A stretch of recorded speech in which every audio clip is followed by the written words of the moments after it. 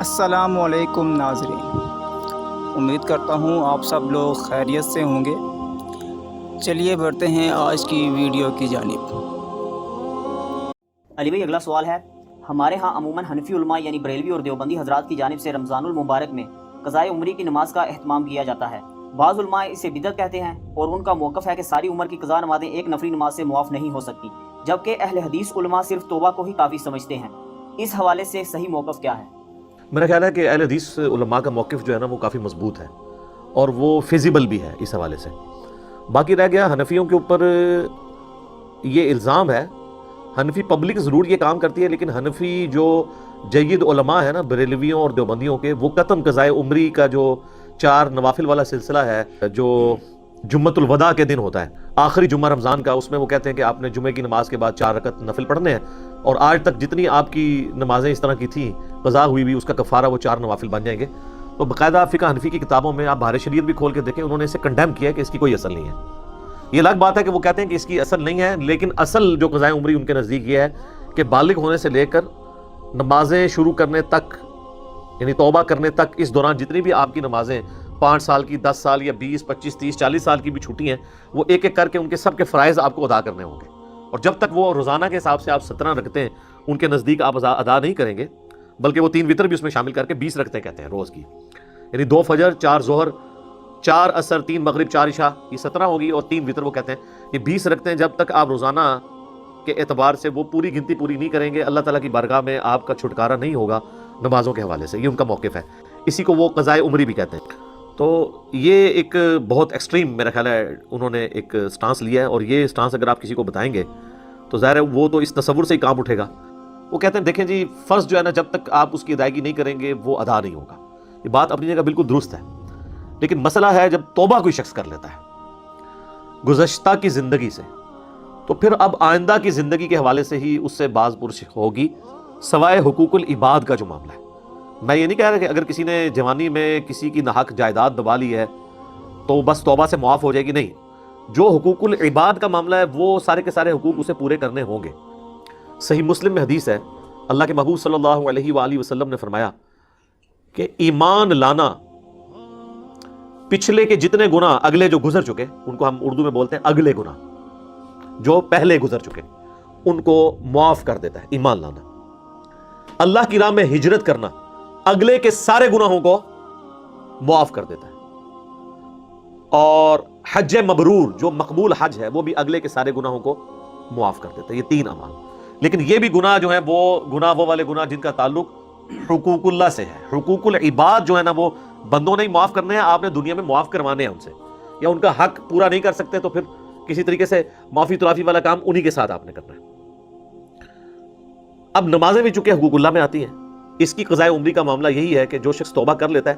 بس آئندہ سے اب نمازیں جو اس کی رہ جائیں نا وہ ساتھ ساتھ اپنی پوری کرے، ان کی نماز جو قضا ہے یا فوت شدہ نمازیں وہ ساتھ ساتھ ادا کرنا ضروری ہوں گی۔ اور اس میں ایک اور بڑی خطرناک چیز تو یہ ہے کہ سورہ الروم میں اللہ تعالیٰ نے فرمایا ہے منیبین الیہ، رجوع لاؤ اللہ کی طرف، واقیموا الصلاۃ، اور نماز کو قائم رکھنا، ولا تکونوا من المشرکین، اور مشرکوں میں نہ ہو جانا۔ نماز چھوڑنے والا تو اللہ کے نزدیک عملاً مشرک ہے۔ اسی کو سپورٹیو 246 نمبر حدیث ہے انٹرنیشنل نمبرنگ کے مطابق صحیح مسلم میں کتاب الایمان چیپٹر میں، کہ بندے کے کفر اور ایمان، شرک اور ایمان کے درمیان فرق نماز ہے۔ تو جو نماز بالکل پڑھ ہی نہیں رہا تھا تو وہ پاکستان کے شناختی کارڈ میں تو مسلمان تھا، اللہ کے حضور تو ویسے ہی کافر تھا۔ تو جب وہ پیسے ہی کافر تھا اور کلمہ پڑھ کے اب مسلمان ہوا ہے تو بس وہ پھر اس غیر مسلم کی طرح ہی ہے جو آج مسلمان ہوا ہے، تو آپ اس سے قضائے عمری نہیں کروائیں گے۔ اور مزے کی بات ہے حنفی یہ کہتے ہیں کہ 60 سال کا اگر کوئی کافر مسلمان ہونا وہ قضائے عمری نہیں کرے گا، 60 سال کا اگر مسلمان ہو جائے یعنی نمازیں شروع کر دے تو وہ اپنی بالغ ہونے یعنی 14 یا 15 سال کی عمر سے لے کے 60 سال تک کی جو عمر کی نمازیں ہیں وہ اپنی قضا کرے گا، اس لیے کہ وہ مسلمان تھا۔ سر وہ آپ کے کاغذوں میں مسلمان تھا نا، اللہ کے حضور مسلمان کہاں سے تھا؟ جامعہ ترمذی میں حدیث ہے، عبداللہ بن شقیق تابعی کہتے ہیں کہ صحابہ کرام نماز چھوڑنے کے علاوہ کسی گناہ کو کفر شمار نہیں کرتے تھے، تارک الصلاۃ کو وہ کافر سمجھتے تھے۔ یہ چھوٹی بات ہے۔ تو اگر حنفیوں کا زیادہ مسئلہ ہے تو وہ یہی سمجھ رہے ہیں کہ اب یہ مسلمان ہوا ہے تو خدا کے لیے اب اسے نمازیں پڑھنے تھے، پھر ساتھ ساتھ جو نمازیں وہ پوری کرے گا، باقی اللہ تعالیٰ نے آٹومیٹکلی آپ کے لیے ایک قضائے عمری اس حوالے سے معاملہ رکھ دیا کہ جو آپ نفلی عبادات کرتے ہیں جو ہماری فرض نمازوں کے ساتھ جڑی ہوئی نفلی عبادات ہیں، جو اگرچہ نماز کا حصہ نہیں ہے، اگر کوئی چھوڑ دے گناہگار نہیں ہوگا، لیکن ان کا ایک فائدہ ہے سنت موقدہ کا، کہ سنن ابی داؤد میں حدیث ہے کہ نبی صلی اللہ علیہ وآلہ وسلم نے فرمایا قیامت والے دن جب کسی شخص کے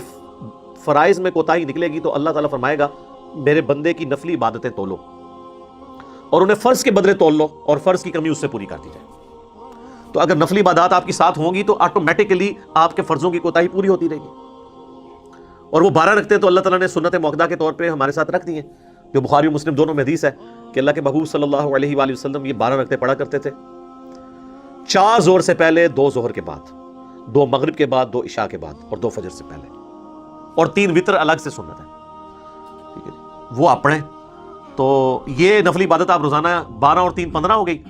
2 رکھتے ہیں اگر آپ کو اللہ توفیق دے تو اور پڑھیں، اور وہ عشاء کے وتر کے بعد اگر 2 نفل پڑھ لیے جائیں تو تہجد کے ایکویلنٹ ہیں، مسند احمد میں اور سنن دارمی میں اس حوالے سے احادیث موجود ہیں، میری الگ سے ویڈیوز بھی ریکارڈڈ ہیں اس میں۔ تو 17 نوافل تو یہ آلموسٹ ہو جاتے ہیں خود بخود ہی۔ باقی جو وتر کی قضا جو ہے نا وہ ضروری نہیں ہے، جو پرانی نمازیں چھوٹی ہیں ان میں آپ نے وتر بھی قضا کرنے ہیں، البتہ جو ساتھ ساتھ چھوٹ جائیں وہ آپ ضرور کریں وتر قضا۔ صحیح بخاری میں آتا ہے نبی علیہ السلام تو سفر میں بھی وتر کی نماز نہیں چھوڑتے تھے، بخاری مسلم دونوں میں حدیث ہے۔ آپ علیہ السلام نے فرمایا کہ جو شخص سو جائے یا بھول جائے تو جب اسے یاد آئے اور جب وہ نیند سے اٹھے وہ نماز ادا کر لے، اس کے لیے نماز کا وہی وقت ہے۔ اور پھر آپ نے سورہ طٰہٰ کی وہ آیت تلاوت کی۔ اس حدیث سے یہ بات پتہ چلی کہ پھر نماز کے جو قضا کا تصور ہمارے ہاں عموماً پایا جاتا ہے نا، اس کی کوئی اصل نہیں ہے۔ اگر کوئی بھول جائے یا سو گیا تو جب وہ اٹھے گا تو اس کے لیے نماز کا وقت وہ ہو جائے گا۔ مثلا اگر ایک شخص زور کے بعد اس کی آنکھ لگی اور جا کے عشاء کے وقت میں کھلی تو بس عشاء کے وقت میں جا کے عصر مغرب عشاء پڑھ لے، اس کی روٹین نہ بنائیے نا، میں اس کی کوئی ترغیب دلا رہا ہوں کہ روزانہ فجر آپ 10 بجے اٹھ کے پڑھیں یا 8 بجے آفس جانے سے پہلے پڑھیں، کبھی کبھار۔ تو یہ جو کہا تھا نماز قضا، اکثر لوگ پوچھ رہے ہیں جی قضا نماز کا طریقہ بتائیں جی۔ وہ طریقہ کیا یار، جو نماز رہ گئی اس کو پڑھ لو، اور زبان سے تو نیت کرنی بھی نہیں ہوتی، دل میں وہ آپ کے لیے وہی ہے۔ اگر آپ لیٹ اٹھے ہیں تو آپ کہیں میں فجر کی نماز پڑھوں، اپنے دل میں نیت کریں، اس میں یہ نہیں کہنا ہوتا کہ آج جالی جڑی فجر رہ گئی سی او میں قضا کر رہا ہوں، یا جڑی کل والی رہ گئی سی وہ کر رہے ہیں، بس اپنے ذہن میں حاضر کی کہ نماز ہے، وہ نماز کا وقت آپ کے لیے وہی ہے۔ یہ قضا کی ٹرم تو فقہاء نے ڈیفائن کی ہے نا، ادروائز احادیث میں ہے نماز کا فوت ہو جانا۔ اس طریقے سے کہتے ہیں قضاء عمری کے روزے بھی ہوتے ہیں، زکوٰۃ بھی بتاتے ہیں۔ اب زکوٰۃ تو پھر بھی چلو بندہ نکال سکتا ہے، اس کے لیے کوئی ایفرٹ پٹ نہیں کرنی ہے، ایک نیت ہی کرنی ہے اپنے مال میں سے پیسہ نکالنے کی۔ لیکن روزے اگر کسی کو 10 سال کے یا 15 20 25 سال کے رکھنے پڑ دیں،